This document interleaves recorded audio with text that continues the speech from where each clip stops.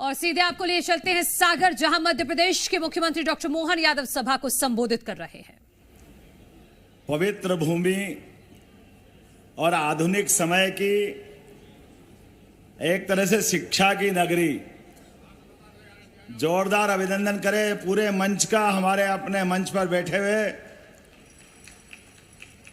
हम सबके वरिष्ठ नेता पूर्व मंत्री श्रीमान गोपाल भार्गव जी, अभिनंदन करें। आपने इस सागर के नहीं पूरे प्रदेश के गौरव हैं। इसी मंच पर मौजूद मेरे साथ मंत्री और आपके अपने सागर विश्वविद्यालय के छात्र नेता रहे श्रीमान गोविंद सिंह राजपूत जी के लिए जोरदार अभिनंदन करें। हमारे अपने सांसद माननीय राज बहादुर सिंह जी, आपका भी वंदन है, अभिनंदन है। मैं नाम लेता जाऊंगा, आप तालियां बजाते जाएं।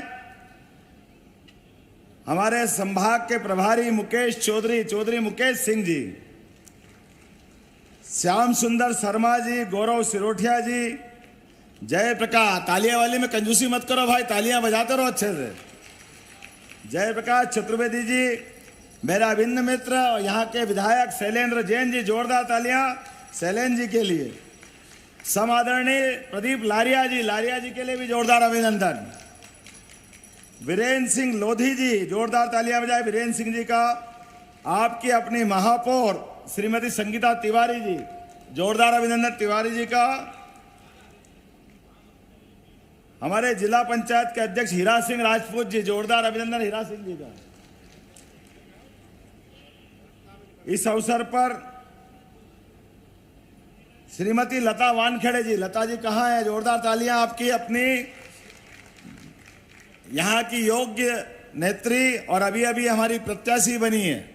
जोरदार अभिनंदन करें। पूरे मंच का नाम लूंगा तो काफी नाम होंगे, लेकिन एक नाम छूटेगा तो आनंद नहीं आएगा। अरुणोदय चौबे जी के लिए जोरदार तालियां बजाओ। अरुणोदय चौबे जी कहाँ हैं? जोरदार अभिनंदन चौबे जी का। हमारे परिवार में आपका स्वागत है। इस मंच पर मौजूद देवेंद्र सिंह ठाकुर जी, प्रभुदयाल पटेल जी, बहुत सारे नाम है, पूरा मंच है। एक बार पूरे मंच के लिए जोरदार तालियां बजा दे।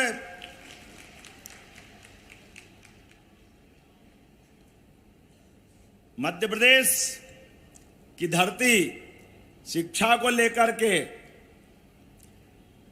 पूरे देश तो क्या दुनिया को लालायित करती रहती है। हर एक किसी की इच्छा होती है कि शिक्षा दीक्षा अगर करना हो तो मध्य प्रदेश की धरती पे आए। 5000 साल पहले सांदीपनी आश्रम अपने प्रदेश में ही था।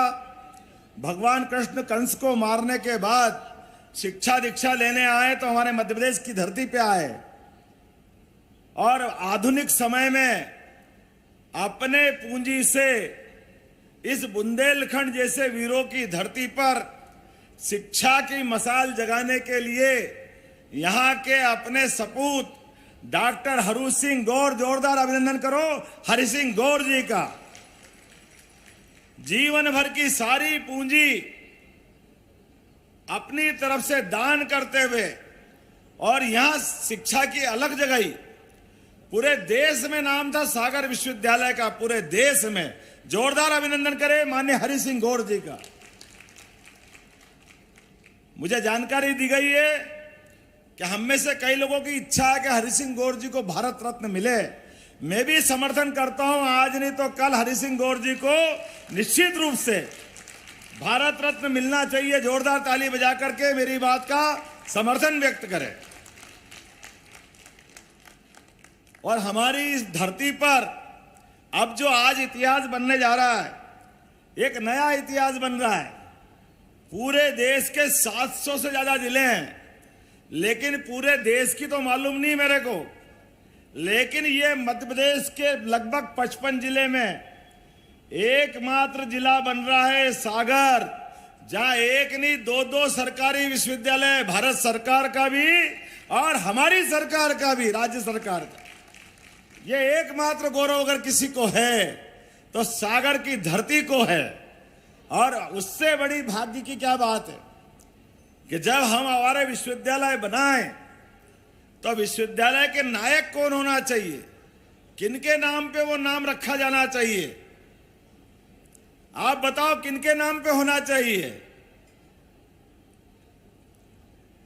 जिनका सूरज अस्त नहीं होता था, ऐसे अंग्रेजों के खिलाफ अपने प्राणों की बाजी लगा करके देश का सम्मान से सिर ऊंचा किया, ऐसी रानी अवंतीबाई लोधी के नाम पर करने की हमारी सरकार ने घोषणा की।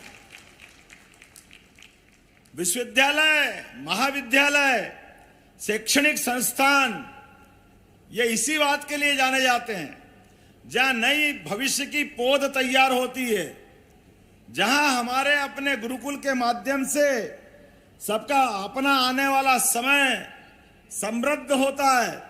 मुझे इस बात की प्रसन्नता है, नई राष्ट्रीय शिक्षा नीति के परिप्रेक्ष्य में यशस्वी प्रधानमंत्री के लिए जोरदार तालियां बजाएं माननीय नरेंद्र मोदी जी के लिए, जिन्होंने लॉर्ड मेकाले के समय से चली आने वाली सड़ी गली खराब नीति में कई सारी कमियों को पाते हुए, यद्यपि 2 बार और शिक्षा नीति आई लेकिन पूरा काम नहीं हुआ था, पूरी नीति को बदलने का यश, और एक नीति तो क्या समूचा ढांचा बदलने का यश किसी को मिला है। यशस्वी प्रधानमंत्री नरेंद्र मोदी जी के लिए हमारे नायक की तरह नरेंद्र मोदी जी का हम अभिनंदन करते हैं, जिनने कहा कि हम शिक्षा में केवल कागज की डिग्री देने वाले विश्वविद्यालय नहीं चलाना चाहते हैं, हमारे बच्चों के हाथ में हुनर होना चाहिए, हमारे बच्चों की जिंदगी में उसकी शिक्षा महत्वपूर्ण रोल अदा करना चाहिए, और जिनको वाकई उच्च शिक्षा में आना है वो उच्च शिक्षा में आए, जिसको अपने हाथ में कामकाज चाहिए वो middle, high school, higher secondary करते करते अपने जीवन की लाइन तय कर ले, वो कोई भी अपने हाथ में हुनर ले आए। और जिनको पढ़ना है, हमारे यहाँ ज्ञान की उम्र से कोई सीमा नहीं जोड़ी गई, इसलिए मुझे इस बात की प्रसन्नता है, नई शिक्षा नीति जो हमने लागू की है, इस नई शिक्षा नीति में वो सब जोड़ा है जिनके कारण से अतीत का गौरवशाली पृष्ठ भी मजबूत हुआ है और हमको अपनी संस्कृति पे गर्व हुआ है।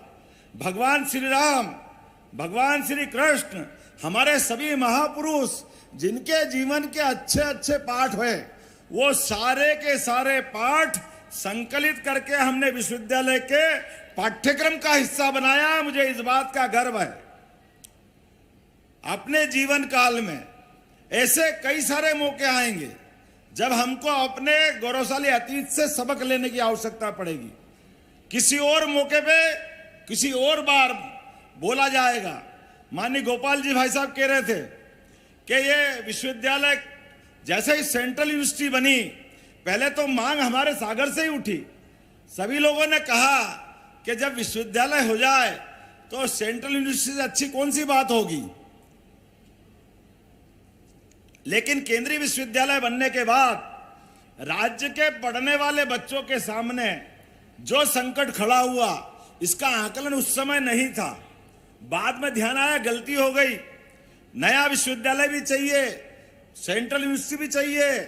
अब तो और भाग्य की बात है, हमने सेंट्रल यूनिवर्सिटी भी दी और नया विश्वविद्यालय भी दिया, और 100 दिन के अंदर करके दिया। 100 दिन भी पूरे नहीं हुए नई सरकार को बने को, लेकिन 100 दिन से भी कम समय में इसी अगले सत्र में हमारा विश्वविद्यालय प्रारंभ होगा।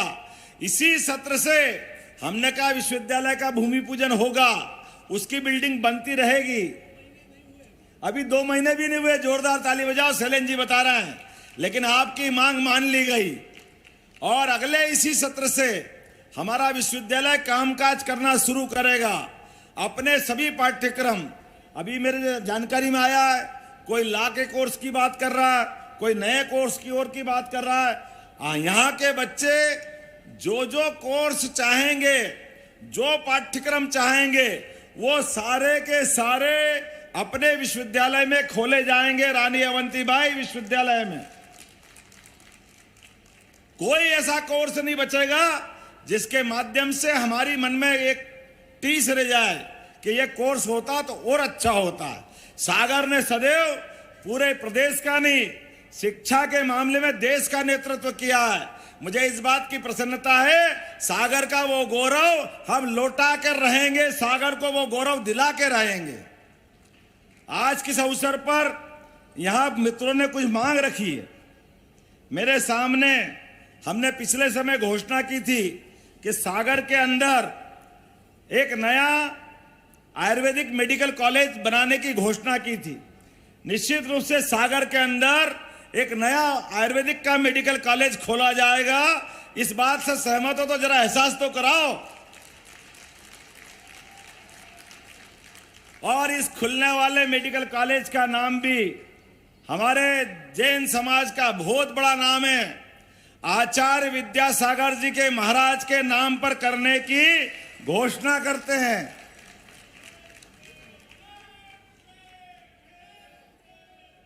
जिनने पूरा जीवन अपने आप में एक विश्वविद्यालय चलते फिरते थे, चलते फिरते जो मनुष्य रूप में जरूर आए लेकिन देवत्व को धारण कर लिया। मैं परसों ही उनके उस पुण्य स्थान से होकर के आया हूं। मैंने नमन किया उनको, उनका आशीर्वाद हम सब पे है। जीते जी जो जीवन में सबको मानवता की शिक्षा देते रहे, आध्यात्म की शिक्षा देते रहे, ऐसे आचार्य विद्यासागर जी के नाम पर अगर अपन आयुर्वेदिक चिकित्सा महाविद्यालय करते तो हम उनको वाकई आदरांजलि दे रहे हैं, ये श्रद्धांजलि दे रहे हैं। एक मांग और रखी है रविदास जी, बोले रविदास महाराज की। एक मांग बताई लारिया जी और बाकी लोगों ने कि सड़क की कमी है, तो निश्चित रूप से रविदास जी महाराज के उस स्थान पे सड़क की कमी की भी बनाने की घोषणा करता हूं। जोरदार ताली बजा करके हमारे पंडित रविदास जी महाराज को स्मरण करें। आज ही मैं नमन करके आया हूं। हाँ, रविदास लोग कर देंगे, उसमें क्या दिक्कत है। जो आप कहेंगे वो करेंगे। मकरोनिया महाविद्यालय में, जरा बैठो भाई आराम से, मकरोना महाविद्यालय में विश्वविद्यालय के साथ आपने कहा कि पीजी कक्षा, स्नातकोत्तर कक्षा बनाने की घोषणा करना है। मैं मकरोनिया के लिए स्नातकोत्तर कक्षा बनाने की इसी सत्र से घोषणा करता हूं। पीजी कॉलेज के नाते से मकरोनिया के बच्चों को भी लाभ मिलेगा। और बंडा विधायक ने भी मांग की थी, बंडा महाविद्यालय भी आने वाले समय में स्नातकोत्तर महाविद्यालय के रूप में जाना जाएगा। मेरी जानकारी में आया कि यहाँ हवाई पट्टी अंग्रेजों के समय से चली आ रही है, लेकिन हवाई पट्टी में हवाई जहाज नहीं उतरते। हवाई जहाज की जरूरत है, और अब हवाई जहाज कोई बहुत बड़ी बात नहीं हो गए। आने वाले समय में जैसे हमने पहले घोषणा की है, कोई भी बीमार आदमी अगर अपने जीवन में कष्ट पाकर के हॉस्पिटल में उसका अच्छा इलाज करना है तो कलेक्टर के माध्यम से अगर उसको और बड़े हॉस्पिटल पहुंचाना है, किसी और अच्छी जगह पहुंचाना है, तो हमारी सरकार ने घोषणा की है एयर एम्बुलेंस की। गांव से गांव, छोटी से छोटी जगह में भी हर आदमी को एयर एम्बुलेंस की सुविधा दी जाएगी। यह हमारी सरकार का निर्णय है। हमारी सरकार ने एक और निर्णय किया है, आने वाले समय में ऐसे छोटे हवाई जहाज लाए जाएंगे जिनके माध्यम से यह हवाई यातायात की सुविधा मिलेगी। 12 सीटर प्लेन, मैं पर्यटन विकास निगम का अध्यक्ष था, तब वेंचुरा हम चलाते थे। हमारी सरकार उसका भी निर्णय कर रही है।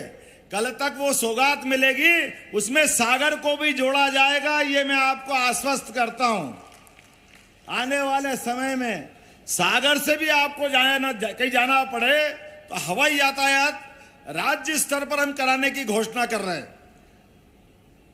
मैं अभी यहां भाषण देने आ रहा था, उसके पहले यद्यपि आज का दिन तो और बड़ा दिन है, सेमीकंडक्टर बनाने के लिए हमारे अपने आईटी के बच्चों को भविष्य में रोजगार की बड़ी संभावना मिलेगी। एक बार फिर माननीय प्रधानमंत्री जी के लिए तालियां बजाएं। आज का दिन उनने सेमीकंडक्टर वालों के लिए घोषित किया है। इस बड़े प्रोजेक्ट से जुड़ करके मैं धार से आपके बीच में आऊंगा, लेकिन ये भविष्य में इलेक्ट्रॉनिक की दृष्टि से, आईटी की दृष्टि से बहुत उल्लेखनीय कदम होगा। कई सारे सौगातें ये लगातार जारी रहेगी। लेकिन अब आपके हाथ में है। हमारे इस सरकार के किए काम, माननीय मोदी जी के किए गए काम, इन कामों से अगर आप सहमत हो तो जोरदार ताली बजा करके मेरी बात का समर्थन करें। आने वाले समय में हमको केवल मोदी जी के इन कामों में जो निर्माण कार्य हैं, अरे सांस्कृतिक दृष्टि से भी मैं कुछ बोलूं उसके पहले एक और घोषणा कर देता हूं। मेरे पास यहां पर मोहित राजपूत किडनी के रोगी की एक बच्चे की मेरे पास रिकमेंड आई है, एक किडनी ट्रांसप्लांट कराना है, और यहाँ के कई सारे लोगों ने मिल मिला करके लगभग 5-6 लाख रुपया इकट्ठा कर लिया, लेकिन उसके 11 लाख रुपए लग रहे हैं। तो आपने कहा चिंता मत करो, आधे आपने कर दिया, आधे मैं करने की यहीं से घोषणा करता हूं। 5 लाख रुपया उस बच्चे के इलाज के लिए भी देंगे। ये सरकार सिरोजा गांव का बच्चा है, कहीं का भी बच्चा हो, बच्चा हमारा है। पूरे प्रदेश में किसी भी बच्चे के लिए, किसी भी बीमार के लिए कोई भी कष्ट हो, सरकार उसके साथ खड़ी रहेगी। अब लालच मत करो, बहुत हो गया, अब मत, बस अब मेरे को कुछ नहीं दिख रहा और कुछ नहीं सुन रहा हूं। जोरदार तालियां बजाओ अपने इस पूरे आयोजन के लिए। एक अंगली पकड़ी, 2 पकड़ी, 3 पकड़ी, पूरे ही पकड़ रहे हो, थोड़ा ठहरो तो सही, जल्दी क्यों कर रहे हो? आखिरी बार थोड़ी आया, बार बार आता रहूंगा, आऊंगा कि नहीं आऊंगा? बताओ आप जरा जोरदार ताली बजा करके। जो जो आप मांगोगे। ये कौन सा है, कहाँ का है? ये एक और केसरी महाविद्यालय का, चलो आपकी भी मान लेते हैं। नया एक केसरी महाविद्यालय में साइंस का कोर्स भी खोला जाएगा। जोरदार ताली बजा करके मेरी बात समाप्त करता हूं। बोलिए भारत माता की। लेकिन आप चुपचाप नहीं बैठोगे, आप सब अपने स्थान पे खड़े हो जाओ और मुट्ठी बांधो और हम संकल्प करें। 22 जनवरी को प्रभु राम ने अपने धाम में मुस्कुरा करके नए सांस्कृतिक अनुष्ठान का जो पर्व प्रारंभ किया है, मोदी जी के नेतृत्व में, ये अभियान रुकना नहीं चाहिए। हमारे लिए आने वाले समय में सनातन संस्कृति की जय जयकार करने के कोई भी मौके आएंगे, ये सरकार पीछे रहने वाली नहीं है। बोलिए मेरी बात से सहमत है तो बोलो जय जय श्री राम, जय जय श्री राम, जय जय श्री राम। भारत माता की। बहुत बहुत धन्यवाद। यशस्वी, संवेदनशील, कर्मठ और ऐसे मुख्यमंत्री जिन्होंने मध्य प्रदेश को विकसित, गौरवशाली, समृद्ध मध्य प्रदेश के सपनों को साकार कर रहे हैं। मोदी जी के उस स्वर्णिम भारत को और अमृत काल के इस भारत को यशस्वी मुख्यमंत्री जी के संकल्प का नतीजा है।